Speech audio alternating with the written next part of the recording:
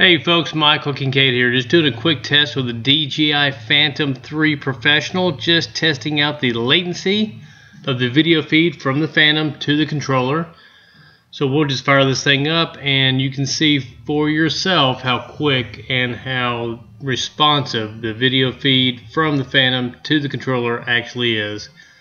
And what we'll do next, put it up against the Parrot Bebop just to show you the difference. Flying the Bebop's always been a nightmare on just trying to rely on the video feed itself. It's just real glitchy, and you can see there's about a 1 to 2 second delay, where the Phantom virtually none, maybe just milliseconds. But without further ado, we'll go ahead and do some testing.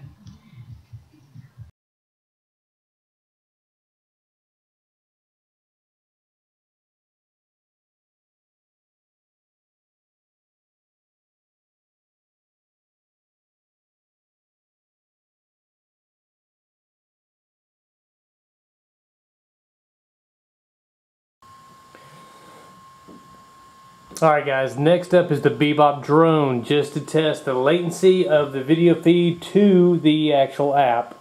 So this is why it is so hard to fly this thing first person view, because watch this. Boom. Easily a 2-second delay.